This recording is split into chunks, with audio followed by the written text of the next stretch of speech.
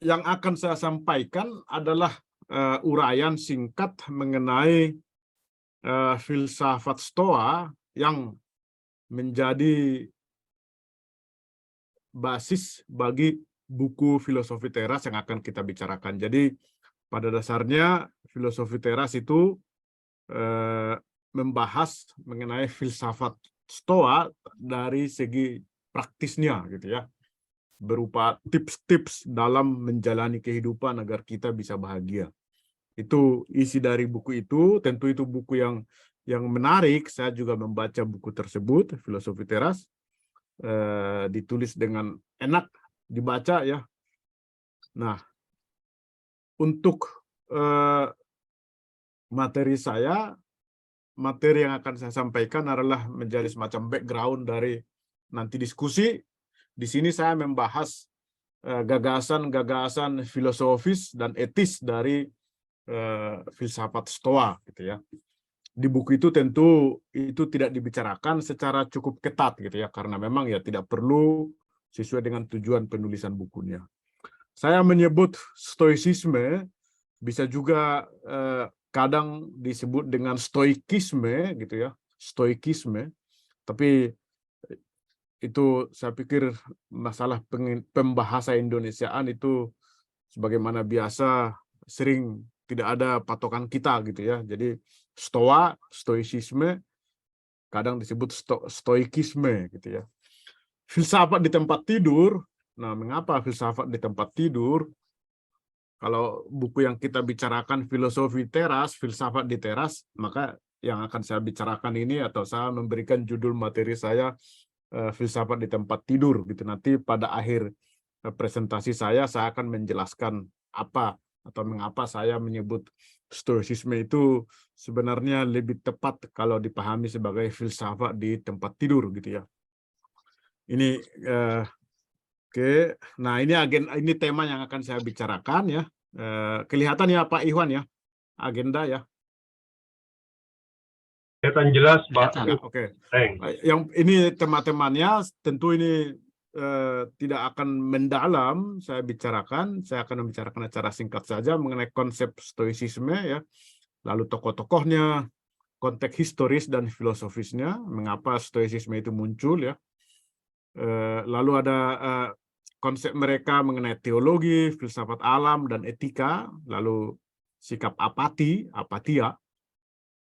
Kemudian mengenai virtue atau keutamaan dalam pemikiran Stoa, lalu bagian 7, 8, 9, 10 itu menjadi kutipan-kutipan yang menarik dari para filsuf Stoa itu gitu ya. Itu yang menjadi bisa dijadikan sebagai pedoman hidup praktis dalam bertindak sehari-hari. Ini filsafat yang menarik ini karena kita diberikan kalimat-kalimat semacam kalimat-kalimat kutipan yang bisa dipraktekkan dalam kehidupan sehari-hari.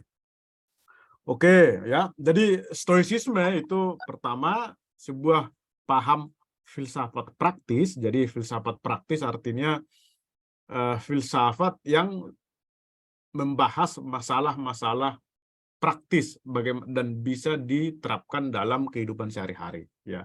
Etika itu adalah filsafat praktis, berbeda misalnya dari epistemologi atau ontologi, itu filsafat yang teoritis gitu ya, tidak langsung terkait dengan kehidupan sehari-hari.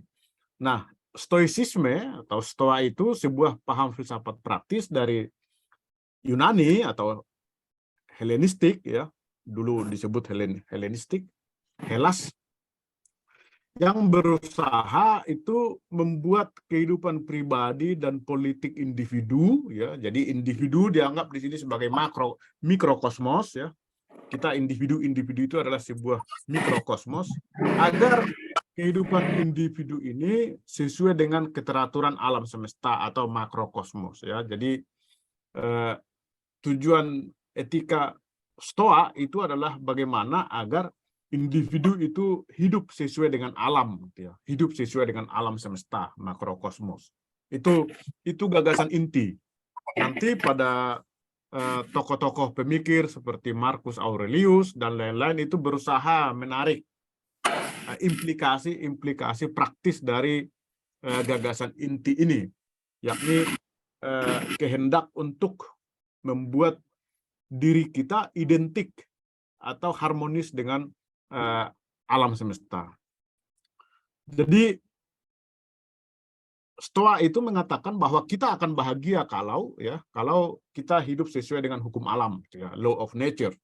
Bahagia. Jadi apa yang terjadi secara alami kita ikuti gitu ya, atau kita anggap itu baik gitu ya.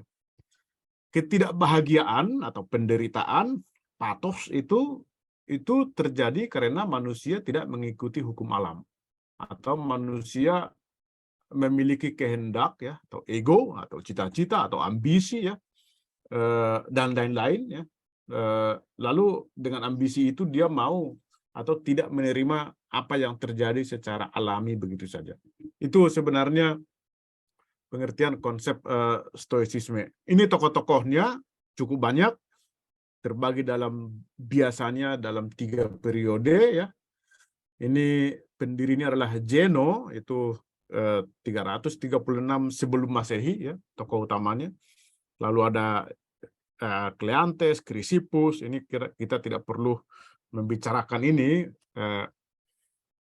karena karya-karya mereka ini sebenarnya atau pemikiran-pemikiran orang di sini kita ketahui sering dari sumber-sumber kedua gitu ya. Jadi bukan lagi tulisan asli mereka.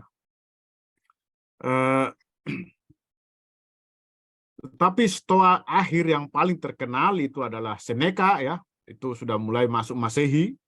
Stoa akhir itu seorang negarawan dan menteri ya dalam pemerintahan Kaisar Nero. Lalu ada Epictetus gitu ya.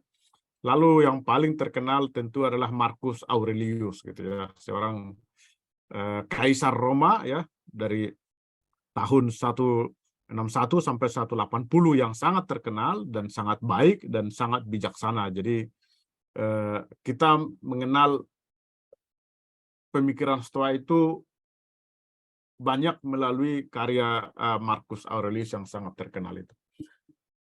Paham Stoa itu berlangsung atau berkembang atau dianut hampir selama 600 tahun ya. Ketika kerajaan Roma mulai menganut kekristenan, di situ paham Stoa mulai merosot gitu ya. Nah, ini hal yang praktis ya, mengapa disebut Stoa ya. Nama Stoa itu berasal dari bahasa Yunani, Stoa poikile gitu ya. Jadi ini yang ilustrasinya itu ya. Jadi kolonade, tiang-tiang yang ada terasnya ya, yang beranda dengan pilar tiang-tiang dicat dekat agora di pasar Athena gitu. Jadi disitulah mereka Zeno itu dan para muridnya itu berkumpul untuk mendiskusikan ide-ide mereka di beranda itu ya. Jadi pada zaman itu Akademia Plato dan Lyceum Aristoteles itu masih aktif, masih berkembang ya. Jadi di sini kita melihat bagaimana dulu di Yunani itu banyak paham pemikiran yang berkembang ya, dan itu kemudian tetap mempengaruhi zaman kita sekarang ya. Kalau Stoa ini misalnya mengeluarkan sebuah etika dari Yunani, juga kita bisa mengenal ada banyak atau beberapa etika lainnya ya. Ada etika hedonisme misalnya seperti yang dipikirkan oleh Epikuros yang mengejar bahwa yang baik itu adalah yang mengejar kenikmatan ya, hedone gitu, kenikmatan, hedon gitu. Orang sekarang bilang hedon. Ada etika Aristoteles misalnya. Jadi di Yunani itu ada banyak paham etika yang mengajarkan bagaimana kita bisa hidup dengan baik atau bagaimana kita bisa mencapai kebahagiaan atau eudaimonia gitu ya. Stoicisme dengan etika stoanya hanyalah salah satu paham yang juga terkenal ya. Ada juga mazhab lain yang disebut dengan sinisme, nanti kita akan melihat ya apa perbedaan-perbedaan dari paham-paham ini, epikurianisme, sinisme gitu ya. Nah, mengenai pengaruh Stoa itu tentu saya pikir kalau dalam pembicaraan sehari-hari atau bahasa awam gitu ya, kita lebih sering mendengar eh, istilah stoik gitu ya. Stoik itu bersifat stoa daripada misalnya platonik atau aristotelianik misalnya gitu ya. Jadi artinya dengan itu saya mau mengatakan bahwa pemikiran stoa ini sangat berpengaruh ya. Jadi kita umumnya tahu bahwa kalau ada orang yang berpembawaan tenang, tidak terpengaruh oleh kondisi-kondisi di sekitarnya, atau bisa menahan emosi, mengendalikan emosi sedemikian rupa, tetap menguasai diri, wah itu orang stoik sekali gitu ya. Itu kan salah satu bukti bahwa paham stoa itu dikenal publik gitu ya. Jadi ada cukup banyak pemikir besar yang dipengaruhi oleh Stoa, mulai dari Erasmus, John Calvin ya, yang tokoh reform gitu ya, Pascal, Spinoza, itu filsuf besar dari Jerman yang mengatakan Deus siva natura, bahwa alam itu juga adalah Tuhan atau Tuhan itu adalah juga alam gitu ya. Itu juga dipengaruhi oleh Stoa, karena Stoa sebagaimana tadi telah kita lihat mengatakan bahwa kalau manusia ingin bahagia, maka dia harus hidup selaras dengan alam, gitu ya. Rousseau juga itu dipengaruhi oleh Stoa, karena Rousseau bilang peradaban manusia itu justru sebenarnya membuat manusia semakin dekaden, semakin merosot, gitu ya. Jauh lebih baik, lebih bermoral manusia yang hidup secara alami, kembali ke alam ya. Ada semacam romantisme di situ. Jadi gagasan untuk kembali ke alam, hidup di alam itu juga Stoa juga seperti itu kan. Stoa mengatakan kita harus harmonis dengan alam. Nietzsche itu dengan gagasannya amor fati untuk bersedia menerima takdir sendiri ya, mengikuti siklus alam ya, tidak perlu menerima apa yang ada. Itu juga sama dengan sikap apatia dari Stoa gitu ya. Oke, konteks historisnya kenapa Stoa muncul itu ya? Itu adalah ketika Yunani itu mulai dikuasai oleh Alexander Agung, lalu Alexander Agung juga sebagaimana kita tahu dalam sejarah memiliki kerajaan yang sangat luas di peta ini, mulai dari Siprus sampai ke dekat India gitu ya, luas sekali kerajaannya. Sementara Yunani itu tadinya kota-kota kecil ya, city state yang kecil-kecil itu, kemudian mereka harus bergabung atau menerima fakta sosial politik bahwa mereka hanya salah satu bagian kecil dari sebuah kerajaan yang besar gitu ya, yang dipimpin oleh Alexander Agung, dan itu menimbulkan perubahan besar dalam kehidupan sosial, politik gitu ya. Ketenangan dan keterisolasian itu berubah ya, karena mereka mengalami perubahan yang cepat sesuai dengan perubahan politik yang dibawa oleh pemerintahan Alexander Agung gitu ya. Lalu individu tidak bisa lagi hidup seperti sebelumnya ya. Mereka sudah harus menyesuaikan diri dengan fakta perubahan sosial dan politik.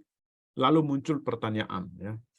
Bagaimana kita bisa sebagai individu tetap bisa bahagia ya, mencapai eudaimonia di tengah dunia yang berubah cepat gitu ya.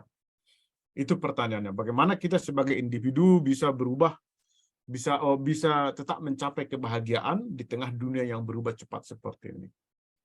Itu pertanyaan Stoa, dan kalau kita mau bandingkan sekarang, sebenarnya pertanyaan Stoa itu sama dengan pertanyaan kita hari ini ya. Bagaimana kita sebagai individu bisa tetap bahagia, tenang ya dalam era digital dunia kontemporer sekarang gitu ya. Setiap hari kita baca WA, baca berita segala macam ya. Juga kita melihat misalnya pada beberapa tahun yang lampau pandemi COVID-19 yang banyak orang meninggal, keluarga, kenalan ya. mengalami penderitaan, ketakutan, kecemasan dan segala macam, ya. Juga kehidupan kita sehari-hari di kota-kota besar dengan kemacetan, cuaca yang tidak menentu segala macam, ya. Itu membuat kita kemungkinan akan mengajukan pertanyaan sebagaimana pertanyaan Stoa itu, ya. Bagaimana kita bisa tetap bahagia dalam dunia seperti itu, gitu ya. Jadi disitulah salah satu saya pikir relevansi dari filsafat Stoa ini, gitu ya. Dan itu juga mungkin salah satu penjelasan, tentu di samping penjelasan lainnya mengenai mengapa buku filosofi teras ini menjadi sangat terkenal dan bestseller, gitu ya, karena dia bisa hadir tepat pada waktunya, gitu ya.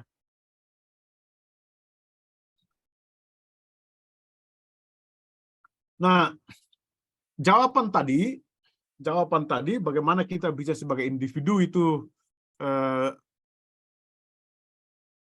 tetap bisa bahagia di tengah zaman yang cepat berubah pada zaman itu ya, pada tahun 300-an sebelum Masehi, itu dimunculkan jawaban untuk itu muncul dari paham filsafat yang berbeda-beda di Yunani, ya. Paham pertama itu epikurianisme atau hedonisme, itu mengatakan ya kita akan bahagia kalau kita mengejar nikmat sebanyak-banyaknya, ya. Jadi kebahagiaan itu adalah kenikmatan, pleasure, gitu ya. Jadi ya jangan peduli yang macam-macam, ya. Di tengah-tengah dunia seperti ini ya kejar saja apa yang nikmat, ya. Jadi kenikmatan di situ dipahami sebagai the absence of pain, gitu ya. Jadi kalau tidak ada penderitaan, ya pokoknya kita cari yang nikmat, gitu ya. Ini sebuah paham yang juga terkenal, ya, epikurianisme atau hedonisme, gitu ya. Lalu ada juga paham sinisme, ya, yang juga mencoba memberikan jawaban atas pertanyaan tadi itu, ya, bahwa kebahagiaan diperoleh jika manusia bebas dari segala hal, gitu, segala hak milik, tanggung jawab segala macam itu, ya, tidak perlu, ya. Lalu kita hidup secara alami, ya, tidak perlu mengikuti kebiasaan-kebiasaan atau tradisi dalam hal apapun karena itu mengikat, ya, itu membatasi kita. Jadi kebahagiaan di sini dipahami sebagai kemampuan untuk melakukan apa yang diinginkan. Jadi memuaskan keinginan itulah kebahagiaan, gitu ya. Tapi Stoa itu mengatakan kebahagiaan diperoleh jika manusia hidup selaras dengan alam. Dan kalau manusia hidup selaras dengan alam, menerima apapun yang merupakan kehendak alam sebagai hal yang baik, gitu ya. Jadi nanti kita akan melihat mengapa Stoa mengatakan bahwa apapun yang terjadi secara alami itu adalah baik, gitu ya. Kematian, penyakit, bencana alam, malapetaka, sekalipun itu membawa korban, tetap itu baik karena itu terjadi secara alami, gitu ya. Ini menjadi semacam basis filosofis dari ajaran Stoa, ya. Lalu kita juga harus mampu, kalau kita hidup selaras dengan alam, menerima apa yang terjadi secara alami sebagai hal yang baik, lalu kita juga harus mampu mengontrol pikiran dan emosi sedemikian rupa, ya, sehingga kita tidak stres karena emosi-emosi negatif, gitu ya, patos, penderitaan, gitu ya. Nah, jadi kita sekarang masuk ke Stoa, gitu ya. Kita telah melihat sepintas tadi mengenai gagasan Stoa mengenai alam, gitu ya, bahwa kita harus hidup selaras dengan alam, ya. Tetapi gagasan Stoa mengenai alam itu juga terkait dengan teologinya, gitu. Jadi Stoa itu juga memiliki pandangan teologis, ya, mengenai Tuhan. Tentu Tuhan di sini jangan dipahami sebagai Tuhan dalam pandangan monoteisme, ya. Dalam kacamata Stoa, Tuhan di situ dipahami identik dengan Zeus, gitu ya. Dewa-dewa Yunani yang dewa dari dewa, kepala para dewa, ya. Atau Tuhan itu juga dianggap logos atau rasio dunia atau hukum alam atau pokoknya pemberi takdir, gitu ya. Mereka menganggap Tuhan itu sebagai kekuatan formatif yang membentuk dunia membuat dunia ini menjadi seperti apa adanya sekarang gitu ya. Lalu Tuhan itu juga dianggap menjadi hal yang paling kreatif gitu ya. Dan pada manusia ada juga dimensi ketuhanan itu, yakni pikiran manusia, karena pikiran manusia itu juga kreatif gitu ya. Jadi Tuhan itu dianggap menyatakan dirinya atau membuat dirinya atau melahirkan alam semesta menjadi seperti yang ada ya, dan alam semesta itu berubah tapi Tuhan sendiri tidak berubah ya.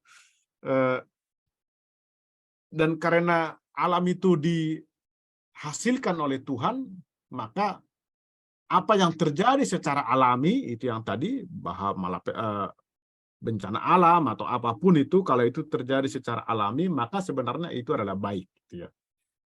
Jadi di sini alam itu menjadi sebuah kategori totalitas, keseluruhan. Jadi apa yang terjadi pada keseluruhan itu adalah baik. Kalau itu kita manusia itu adalah bagian-bagian saja dari keseluruhan ya. Kita hanya bagian-bagian dari keseluruhan. Nah, kalau sesuatu terjadi secara alami, maka kita sebagai bagian dari keseluruhan harus menerima bahwa itu adalah baik gitu ya. Jadi kita harus mampu menerima itu.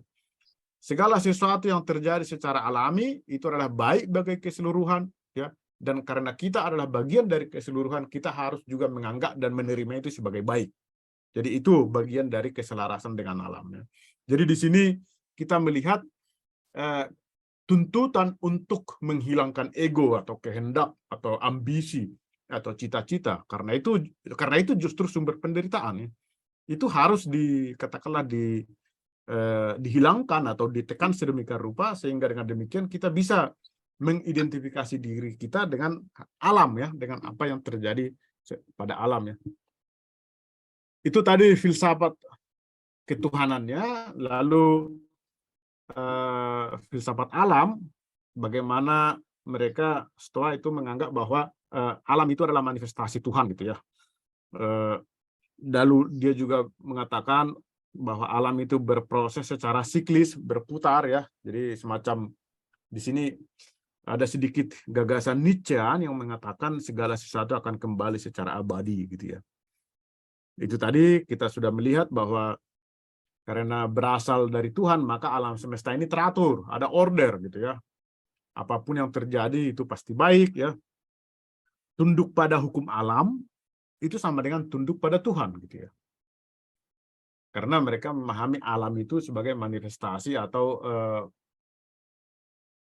bentuk konkret dari Tuhan itu sendiri. Di sini kita melihat semacam ada kemiripan ya, tentu pasti berbeda dengan kekristenan ya. Bagaimana hubungan antara alam sebagai wahyu diri atau pewahyuan diri dari Tuhan gitu ya.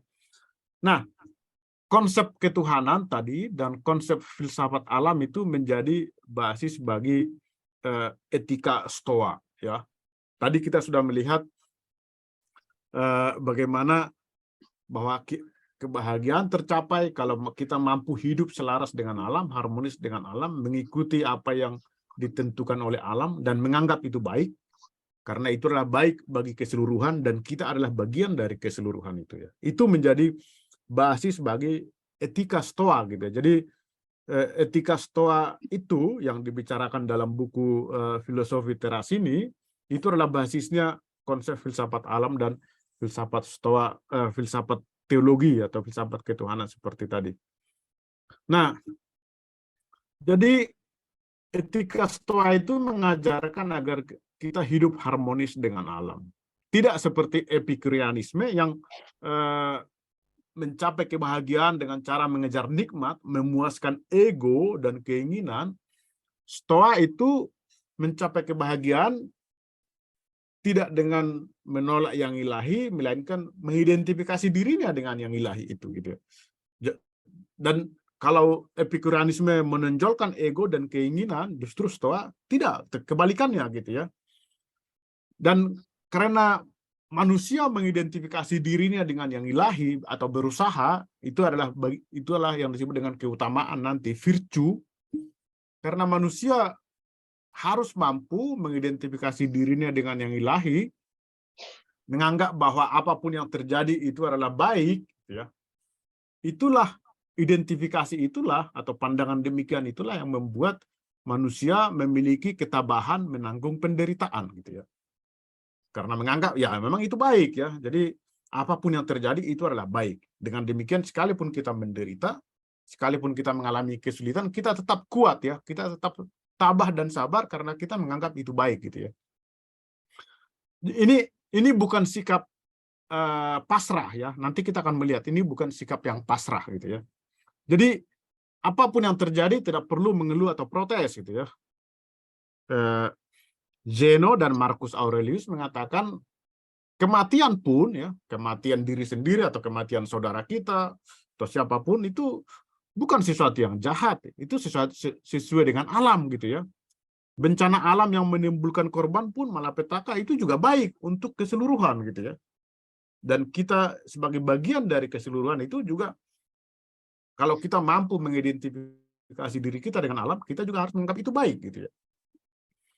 Nah, jadi semua yang terjadi itu, ya, sesuai dengan pemeliharaan, ya, atau providensi yang ilahi, karena dia pasti baik.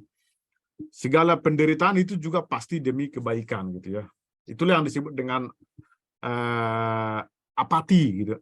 Tidak patos menderita. Jadi apatos, tidak menderita. Jadi itulah sumber kekuatan, sumber kebahagiaan mengapa orang mampu menanggung penderitaan, gitu ya.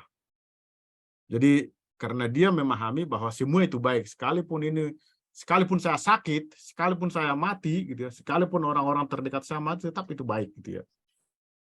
Jadi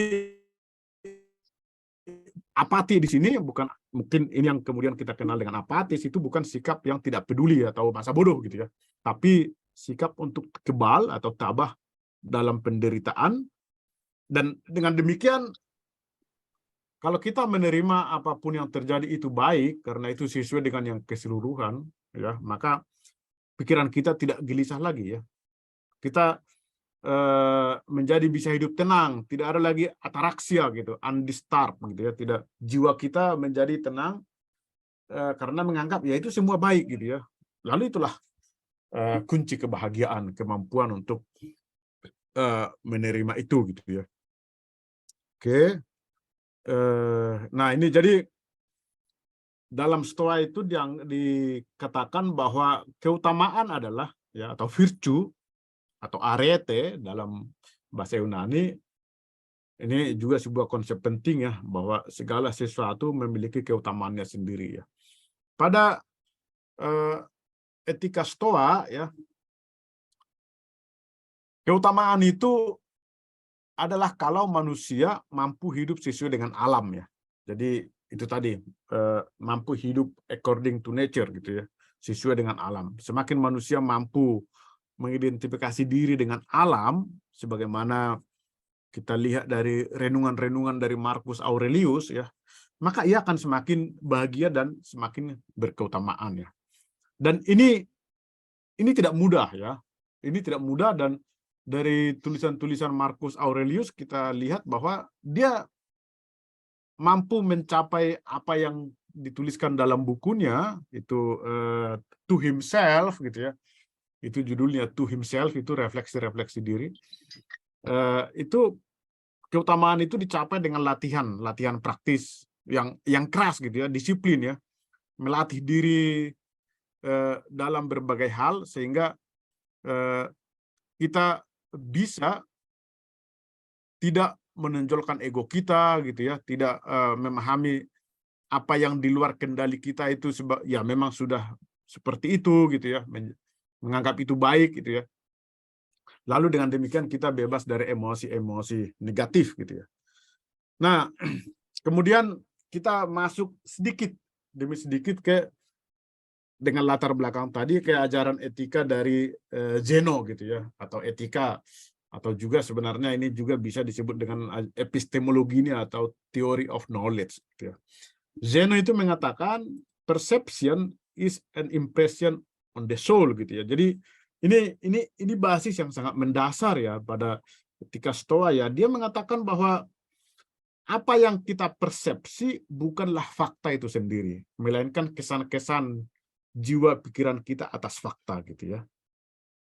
Jadi kalau kita ini ketika saya membaca ini sama seperti Immanuel Kant ini dalam abad modern ini. Jadi kalau kita melihat fakta atau benda itu sebenarnya yang kita lihat adalah kesan-kesan dari yang kita lihat itu atas fakta itu sendiri. Fakta itu sendiri kita tidak tahu in itself gitu ya, yang sebenarnya. Yang kita tahu adalah kesan-kesan kita gitu ya. Oleh karena itu ya, implikasi etisnya adalah kita tidak boleh atau tidak tepat kalau kita mengambil putusan atau judgment yang nanti bisa membuat kita menjadi secara emosional marah ya. Kita tidak boleh melakukan putusan atau judgment terhadap fakta karena yang kita lihat itu hanya kesan-kesan kita sendiri gitu ya, bukan fakta itu sendiri gitu ya. Jadi kalau kita lihat orang misalnya berantem atau apapun itu ya, atau misalnya hoax misalnya ya, itu hanya kesan-kesan pikiran kita gitu ya. Jadi kita tidak perlu terpengaruh oleh itu ya, karena itu hanya kesan, belum tentu seperti itu maksud dari pembuat hoax gitu ya. Jadi ini menjadi basis epistemologis ya dari ajaran etika, bahwa yang kita lihat itu hanya kesan-kesan, bukan fakta itu sendiri gitu ya. Lalu ini kalimat kedua ya, our individual natures are all parts of universal nature. Jadi karena itu kebaikan yang tertinggi adalah hidup dengan alam gitu ya. Dan itulah kewajiban kita. Hidup dengan alam itu artinya tadi itu menerima apa yang terjadi secara alami itu adalah baik gitu ya. Nanti kita akan lebih konkret lagi melihat ini dalam ini. Nah, Zeno itu mengatakan ya, ada 3 realitas. Pertama, realitas yang baik, yang kedua yang buruk, dan yang terakhir itu yang netral, itu indifferent gitu. Atau adiaporon dalam bahasa Yunani. Jadi, apa itu realitas yang netral itu ya? Kehidupan, reputasi, kesehatan kita, kemiskinan atau kekayaan itu semua objek lainnya itu netral, itu secara moral itu sebenarnya tidak begitu relevan atau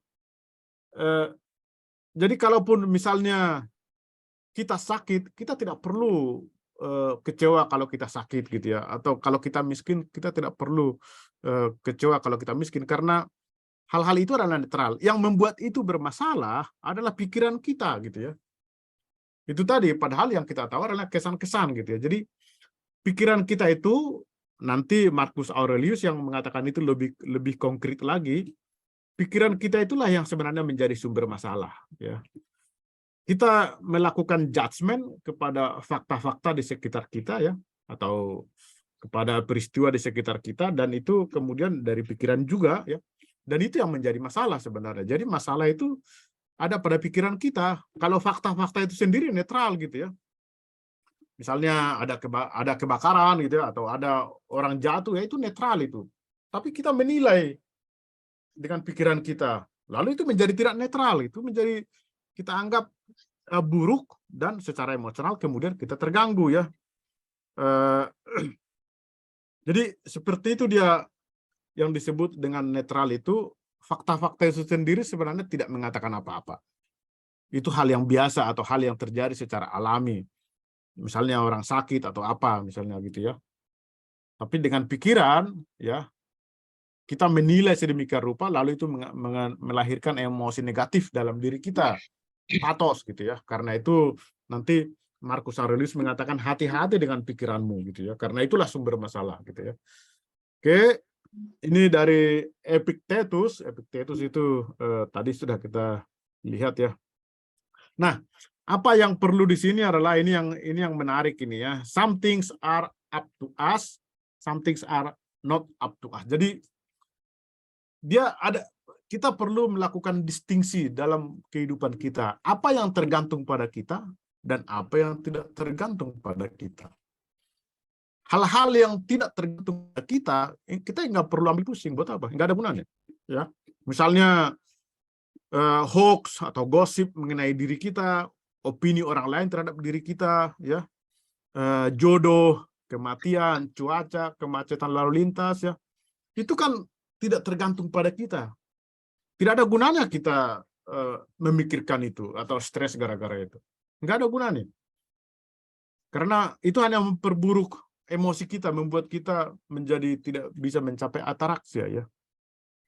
Jadi dia bilang, misalnya karir kita di kantor gitu ya, itu juga tidak tergantung pada kita. Karena itu tergantung juga pada bos, pada kantor itu, sistem, peraturan, segala macam gitu ya.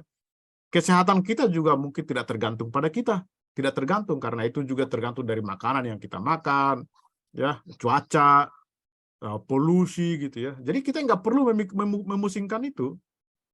Jadi kita melihat di sini dengan distingsi antara apa yang tergantung pada kita dan apa yang tidak tergantung pada kita. Kita bisa mengenali, ya, apa yang perlu kita pikirkan, apa yang tidak perlu kita pikirkan, ya. Jadi tidak perlu stres menghadapi macet di jalanan itu, ya. Tidak perlu, karena itu nggak tergantung pada kita. Nggak ada gunanya kita stres itu. Biarpun kita stres setengah mati kalau macet, ya nggak ada gunanya gitu, ya. Karena itu tidak tergantung pada saya. Kalau kita juga di PHK itu juga nggak perlu stres. Itu tidak tergantung pada saya gitu. Itu tergantung pada pimpinan atau hal-hal lain gitu, ya. Jadi, nah, yang perlu kita pikirkan dan kita fokus perhatian kita adalah hal-hal yang tergantung pada kita.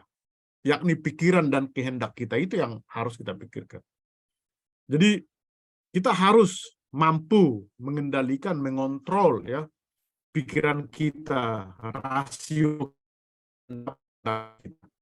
Kalau pikiran kita overthinking atau terlalu memikirkan pendapat orang lain mengenai saya, ya kita kan stres, ya.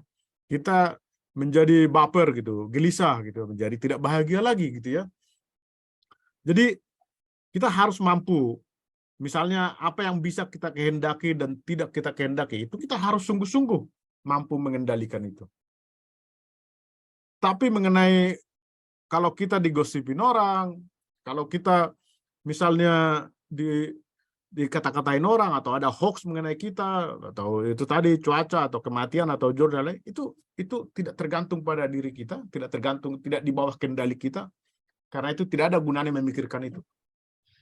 Itu justru akan bikin pusing itu, ya, tidak bisa tidur malam hari itu, ya. Karena itu Marcus Aurelius mengatakan, ya, kebanyakan masalah yang membuat kita gusar dan stres sebenarnya berasal dari pikiran kita, bukan dari fakta atau masalah itu sendiri, ya. Itu menurut saya benar, ya. Kebanyakan masalah yang membuat kita gusar atau stres itu justru sebenarnya berasal dari pikiran kita yang mempersepsi fakta-fakta itu atau fenomena itu, dan itu kemudian memunculkan emosi negatif dalam diri kita, ya. Misalnya ada orang ngata-ngatain kita gitu, lalu kita memikirkan itu, wah, dia menghina saya, dia meremehkan saya gitu. Itu pikiran kita kan, dan karena itu kita kemudian menjadi marah gitu, emosi gitu, ya. Padahal itu orang-orang yang ngomongin kita itu tidak tergantung pada kita, ya udah, ngapain kita mikirin itu, ya. Makanya Marcus Aurelius mengatakan, kalau ada orang yang ngomong buruk mengenai Anda, itu ya nggak usah ditanggapi gitu, ya. Justru dia bilang, ya, dia nggak tahu aja itu kesalahan saya yang lain, mungkin dia akan lebih buruk lagi ngomong gitu, ya. Jadi dengan rileks gitu, ya, menanggapinya. Oke, Epictetus. Jadi juga karena tadi sikap untuk hidup selaras dengan alam itu, maka kita harus mampu mengendalikan pikiran kita, keinginan kita, ya, opini kita itu harus mampu, ya. Jadi kita tidak boleh, kata Stoa itu, kita tidak boleh terlalu terikat kepada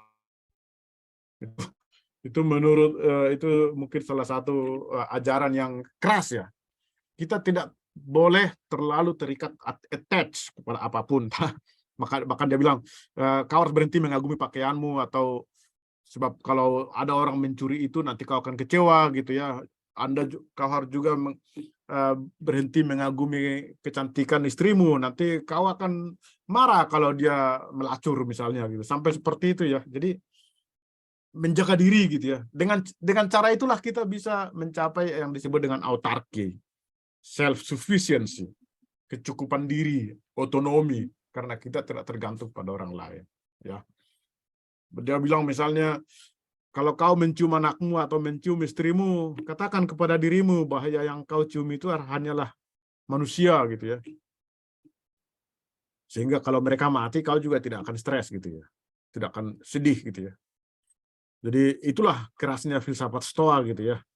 Mereka karena tadi kalau dikatakan ada orang yang bisa bersikap tenang tanpa terganggu emosinya dalam kondisi tertentu, maka sering dikatakan oh stoik banget gitu ya.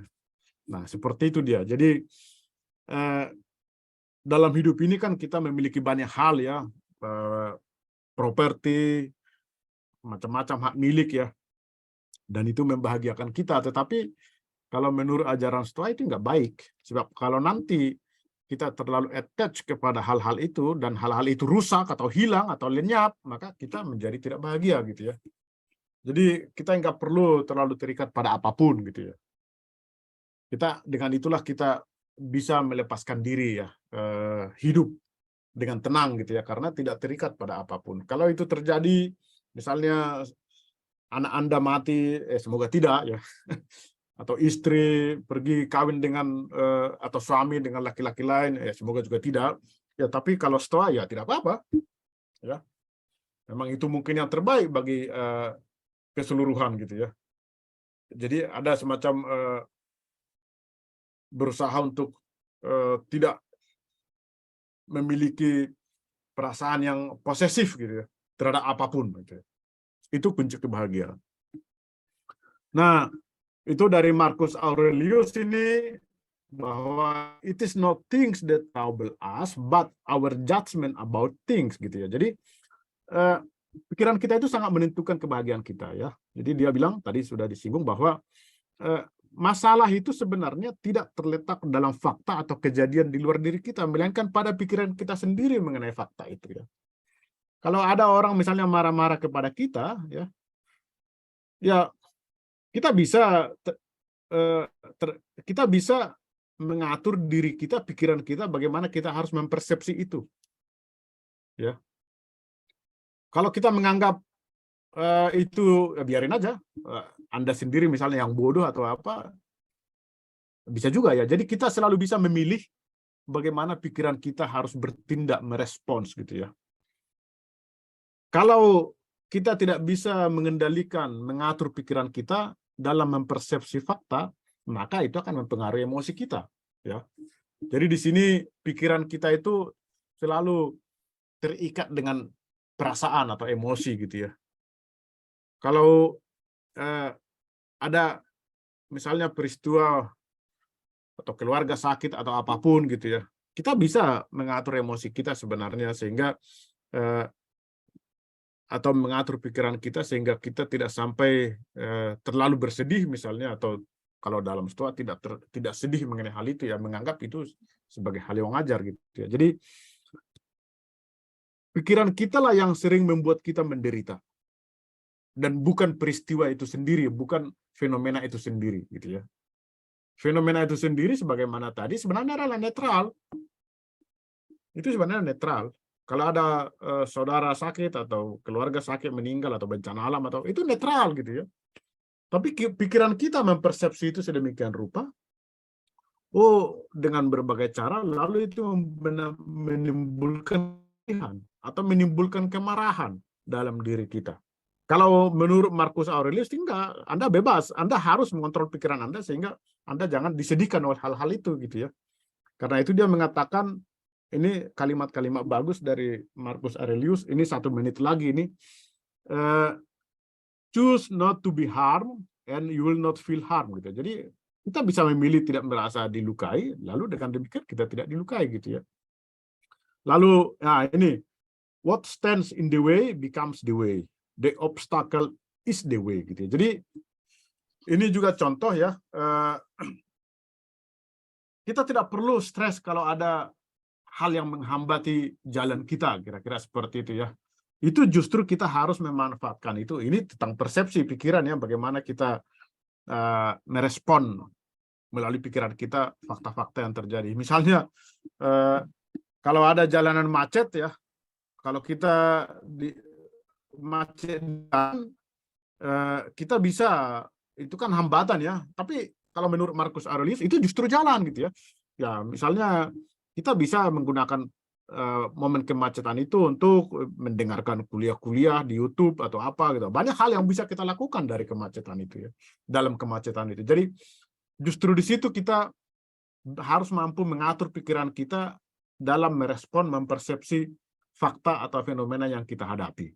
Kita harus mampu menganggap bahwa handicap atau obstacle dalam hidup kita justru harus menjadi jalan baru gitu ya, karena kita punya pikiran ya. Dan dia bilang pikiran kita itu tidak dapat dipengaruhi oleh hal lain kecuali kalau kita membiarkannya untuk dipengaruhi gitu ya. Jadi pikiran itu memiliki power yang sangat kuat ya.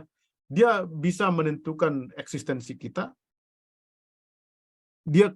Kita bisa mengatur dia bagaimana dia mempersepsi realitas di luar diri kita, dan itu kemudian akan menentukan kebahagiaan kita gitu ya. Oke, ini lewat 1 menit lagi nih. Ini penutup. Etika Stoa sebagaimana tadi kita lihat itu dapat membantu kita untuk mencapai ketenangan jiwa, mengontrol pikiran, mengontrol kehendak, melatih virtue dalam diri kita ya, agar kita jangan overthinking atas sesuatu gitu ya. Itu tentu menurut saya itu hal yang bagus. Juga etika Stoa juga menyadarkan kita dampak besar pikiran atas eksistensi kita, terutama dalam kondisi seperti sekarang, seperti tadi telah saya singgung, dalam dunia digital, ketika kita setiap hari diserbu oleh berbagai berita hoax, berita korupsi, segala macam, kita bisa mengendalikan pikiran kita bagaimana harus mempersepsi itu. Ya, itu di luar kendali kita, jadi tidak perlu pusing dengan itu gitu ya. Itu tentu, dan buku Filosofi Teras dengan sangat menarik mengungkapkan itu. Nah, kritik saya ini karena ini kan filsafat, jadi harus ada kritik. Etika ini sekalipun dia positif ada negatifnya ya. Pertama, dia egois gitu ya, karena dia hanya menekankan kebahagiaan pribadi ya, yang penting saya bahagia ya. Jadi egois dia, bukan tidak seperti etika-etika lain yang berusaha juga membahagiakan orang lain gitu ya. Karena kan etika yang berusaha juga melayani orang lain ya, bukan mengutamakan kebahagiaan diri sendiri. Etika Stoa memilih untuk menyesuaikan diri dengan dunia dan bukan mengubah dunia gitu ya.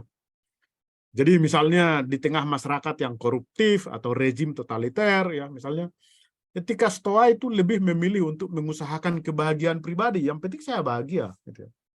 Dan bukan secara aktif memperbaiki masyarakat yang tidak beres itu. Ya, etika Stoa tidak seperti itu. Memang ada juga pemikir lain seperti Seneca yang bilang ya manusia juga punya kewajiban sosial yang disebut dengan katekon ya. Tapi itu dalam keseluruhan etika Stoa itu kedudukannya agak marginal ya. Tidak, etika Stoa tetap mengutamakan kebahagiaan pribadi gitu ya. Jadi etika Stoa itu pasif ya, etika yang pasif, bukan etika yang aktif gitu ya. Sulit mengharapkan dari Stoa itu transformasi sosial. Bagaimana kita mengubah masyarakat, sulit ya. Karena yang mau diusahakan adalah yang penting saya bahagia gitu ya. Dengan sedikit membiarkan apa yang terjadi begitu. Karena itu menurut saya ya, ini etika ini kelemahannya di situ ya. Tidak apa-apa sebenarnya kita peduli kepada lingkungan, kepada yang lain ya. Kita tidak perlu setiap saat harus mengutamakan kebahagiaan diri sendiri gitu ya. Kita bisa tetap peduli kepada yang lain ya, mengusahakan kebahagiaan orang lain, tapi yang perlu adalah agar kita sehat ya. Malam hari kita nggak perlu terlalu memikirkan itu, sehingga kita bisa tidur tenang gitu ya. Tidak apa-apa siang hari kita mengusahakan kebahagiaan orang lain, mungkin capek, lelah gitu ya. Tapi kalau kita malam hari tidur tenang ya, kita tetap sehat juga toh. Jadi oleh karena itu sebenarnya apa yang dikatakan Stoa ini menurut saya bagus kalau kita tempatkan atau kita praktekkan di tempat tidur sehingga kita bisa tidur istirahat tenang malam hari, sekalipun siang hari kita tetap memikirkan orang lain dan mengusahakan kebahagiaan orang lain gitu ya. Karena itu saya katakan ini adalah cukup filsafat di tempat tidur.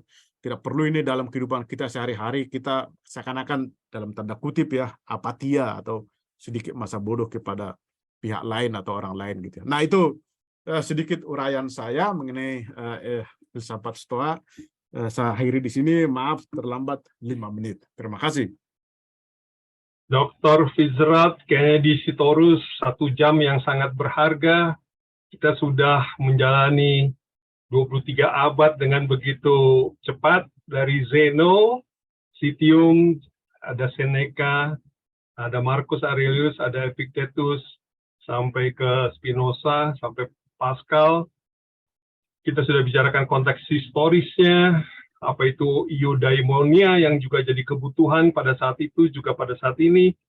Kita bicarakan konteks filosofisnya, juga ada teologi stoanya, filsafatnya, sikap apatis, virtue, etika, wow, luar biasa ya. Jadi sangat-sangat mengenyangkan pikiran dan iman kita ya.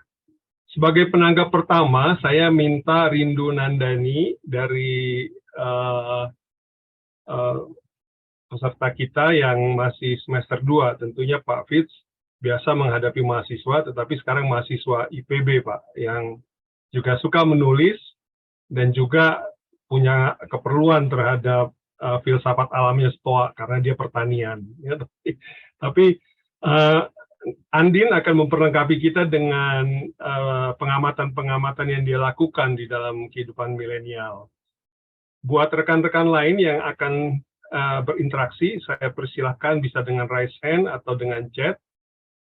Saya rasa akan sangat banyak antusias, tetapi kita hanya sesi pertama ini kita punya sekitar 15 sampai 20 menit saja. Silakan, Andin. Oke, terima kasih Om. Terima kasih juga untuk Yayasan Bina Kasih yang sudah memberikan kesempatan. Terima kasih juga untuk Pak Fitz yang sudah menjelaskan tentang Stoa yang sangat luar biasa ini. Bersyukur banget akhirnya bisa ngobrol soal Stoa ini. Karena kalau boleh bercerita tentang situasi generasi aku, saat ini Stoa ini lagi happening banget gitu ya, lagi naik daun banget gitu. Karena cukup banyak teman-teman aku yang akhirnya bercerita mengenai Stoa ini sendiri gitu. Kalau menurut pandangan aku, kenapa sih akhirnya buku filosofi teras ini naik daun dan kenapa filsafat Stoa ini akhirnya menjadi cukup booming di kalangan anak muda zaman sekarang? Ya penyebabnya juga tadi sudah dijelaskan oleh Pak Fitz mengenai overthinking dan lain sebagainya gitu. Karena ini jadi satu topik yang lagi rame banget dibahas di circle aku, di generasi aku gitu ya. Banyak banget alasan-alasan kenapa akhirnya kita cemas, kita panik, kita terganggu, dan lain sebagainya gitu. Masalah tugas lah, masalah personal, hubungan, kekeluargaan, dan lain sebagainya. Itu akhirnya menjadi satu poin yang luar biasa menyita perhatian sih, terutama di kalangan anak muda gitu ya. Tapi filsafat Stoa ini akhirnya kalau aku bisa bilang jadi jalan tengah sih untuk akhirnya berpikir gimana ya kita menyikapi masalah-masalah tersebut dengan lebih realistis, tapi kita juga bisa tetap sukacita di dalamnya gitu ya. Seperti yang ngutip di dalam bukunya itu, gimana sih caranya kita untuk berbahagia secara internal tanpa memikirkan atau memusingkan hal-hal yang di luar kendali kita gitu ya. Tapi filsafat ini membantu juga sih untuk kita juga bisa anak-anak muda itu gimana caranya kita untuk bisa tetap tenang dalam menyikapi masalah-masalah gitu. Karena kalau aku bisa bilang generasi ini, waktu itu aku pernah dengar satu webinar lain gitu yang mengatakan generasi ini disebutnya generasi strawberry ya gitu ya. Jadi apa-apa tuh dipikirin, apa-apa dicemaskan, apa-apa dikhawatirkan gitu ya. Aduh, gue overthinking masalah ini, gue panik masalah itu dan lain sebagainya gitu. Alhasil ya masalah-masalah psikologis itu jadi naik daun juga ya, jadi trending juga di masa-masa kini gitu. Terutama banyak juga anak-anak muda yang akhirnya self-diagnose, aduh gue kayaknya OCD nih, aduh gue kayaknya depresi nih, dan lain sebagainya gitu. Tapi dengan adanya Stoa ini membantu sekali untuk bisa melihat kembali gitu, merefleksikan kembali apa sih realita yang terjadi di hidup kita gitu, apa sih peristiwa yang terjadi gitu. Gimana sih kita menyikapi hal ini dengan melihat dua sisi ini dengan lebih tenang gitu ya, lebih bijaksana, lebih kalem lah istilahnya gitu. Cuma dan aku kemarin kebetulan akhirnya baca-baca juga di Twitter, di Instagram gitu ya, soal Stoa gitu. Banyak banget yang mengulas soal Stoa dan lain sebagainya gitu. Namun sayangnya Stoa ini benar katanya Pak Fitz gitu ya, akhirnya menimbulkan satu gaya yang kayak di tempat tidur ya, kayak gaya tidur gitu, karena orang jadi tidak peduli dengan sekitarnya gitu. Jadi ya udah, yang penting diri gue sendiri gitu ya, ya udah yang penting gue nyaman, yang penting gue happy, gue bisa menyikapi masalah ini dengan baik gitu. Itu sih sebenarnya dampak dari dua positif dan negatifnya Stoa ini sendiri gitu. Jadi ini keren sih, tapi dengan adanya webinar ini aku ngebantu banget untuk bisa menyikapi filsafat ini dengan lebih bijaksana dari kedua sisinya gitu. Stoa ini membantu sekali untuk generasi muda, tapi memang dibutuhkan pendalaman yang luar biasa gitu. Terutama buku filosofi teras ini, kalau aku boleh mengutip dari katanya Pak Fitz tadi, itu benar banget tadi kalau misalnya dikatakan buku ini muncul di saat yang tepat gitu ya. Buku ini happening di waktu yang pas dan bersamaan dengan adanya pandemi dan lain sebagainya gitu, dengan sangat banyak situasi yang nggak enak gitu, kedukaan, kita mengalami juga situasi-situasi yang nggak terduga dan lain sebagainya gitu. Ini membuat kita juga akhirnya bisa lebih enak lagi dalam menyikapi peristiwa-peristiwa yang terjadi dalam kehidupan kita sih gitu. Jadi Stoa keren, dan tapi kita juga perlu arahan dalam membaca buku ini juga dan memahami Stoa ini sendiri gitu sih. Itu sekian tanggapan dari aku. Terima kasih banyak Pak Fitz dan teman-teman dari Bina Kasih yang sudah memberikan webinar ini. Oke, Pak Fitz, langsung saja ditanggapi, kemudian nanti sudah ada rekan-rekan lain yang mau bertanya. Oh, ini saya tanggapi ya. Oh iya, langsung Pak Fitz ya. Oke, saya sih ya, oke, ya good ya, Rindu namanya bagus ya, dari IPB. Saya ya benar yang dikatakan Rindu itu, pertama ya ini anak-anak muda memang banyak yang terbantu melalui buku ini, mengajarkan bagaimana kita agar bisa tenang, bisa tetap tidak panik di tengah-tengah berbagai katakanlah situasi yang membuat kita tidak tenang gitu ya, dalam era dunia digital sekarang gitu ya. Tetapi seperti tadi juga Rindu katakan ya, menurut saya etika Stoa itu hanya atau tidak cukup gitu ya. Kan kita tidak sebagai manusia, apalagi sebagai Kristen gitu ya, kita tidak cukup hanya mengusahakan kebahagiaan diri kita sendiri gitu ya. Itu kan justru kalau dari sudut pandang Kristen juga kan itu tidak baik ya. Kita juga harus berbuat bagi sesama gitu ya, bahkan berkorban bagi sesama gitu ya. Ya kayak kalau misalnya kita meneladani Yesus Kristus, itu justru kebahagiaan dia adalah kalau dia mampu berbuat bagi sesama gitu ya, hidup bagi orang lain ya. Kebahagiaannya di situ. Kalau Stoa kan ya itu egois itu gitu ya. Yang penting saya bahagia gitu ya. Memang itu ada juga yang disebut tadi kewajiban-kewajiban sosial, itu juga Seneca mengatakan itu ya. Tetapi itu tetap tidak memadai, karena itu tetap dalam rangka kebahagiaan pribadi gitu ya. Jadi ya memang kita harus akui ada yang positif dari etika Stoa ya, tapi kita juga harus akui bahwa itu tidak memadai, itu tidak cukup ya. Sebagai manusia, apalagi sebagai Kristen, kita juga wajib atau terpanggil untuk mengusahakan kebahagiaan orang lain juga gitu ya. Bahkan saya nggak tahu, mungkin Anda yang para teolog yang lebih tahu, bahkan menderita bagi orang lain, berkorban bagi orang lain, itulah kebahagiaan seorang Kristen gitu ya. Pak Fitz, apakah boleh minta Pak Fitz menyinggung sedikit tentang tema kematian, Pak Fitz? Karena banyak remaja juga yang mau bunuh diri, atau pada masa COVID banyak orang yang kehilangan orang yang dikasih. Tadi Pak Fitz sudah menyinggungnya sedikit, tapi boleh tambah sedikit Pak Fitz soal tema. Nah, kalau Stoa, dia akan menganggap itu kan, itu pertama itu adalah tidak tergantung pada kita gitu ya. Bahkan kematian kita sendiri tidak tergantung pada kita gitu ya. Kematian orang lain juga tidak tergantung pada kita. Lalu ngapain itu dipusingkan gitu ya? Itu satu ya. Karena kita tidak ada gunanya memusingkan itu. Jodoh sendiri kita tidak tergantung pada kita, itu juga tergantung pada orang lain gitu ya. Jadi tidak perlu dipusingkan itu ya. Yang perlu kita pikirkan, fokus adalah pikiran kita, kehendak kita, dan pendapat kita. Hal-hal lain itu ya udah, itu netral gitu ya. Itu netral. Kematian tidak ada gunanya juga menakutkan kematian. Itu tidak, kematian bukannya menjadi tidak datang sekalipun kita memikirkannya gitu ya. Itu satu. Yang kedua, kematian itu sama seperti bencana alam, malapetaka, itu juga proses alami gitu ya. Karena itu proses alami, maka itu baik. Stoa bilang begitu. Karena itu proses alami, maka itu baik gitu ya. Baik bagi keseluruhan. Karena itu yang alami, baik bagi keseluruhan. Dan karena kita adalah bagian dari keseluruhan, maka tentu itu juga pasti baik bagi saya juga sebagai bagian dari keseluruhan.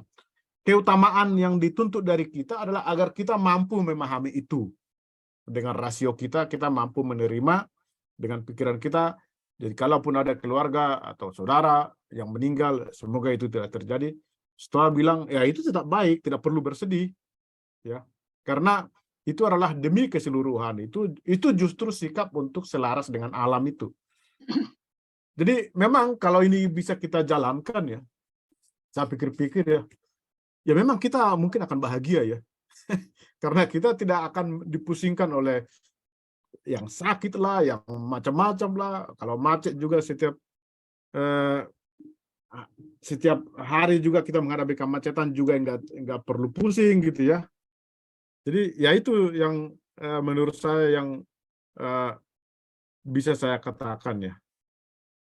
Terima kasih banyak Pak Fitz. Andin, ada lagi? Sudah cukup, terima kasih Cukup banyak. ya. Terima kasih Andin juga buat tanggapannya.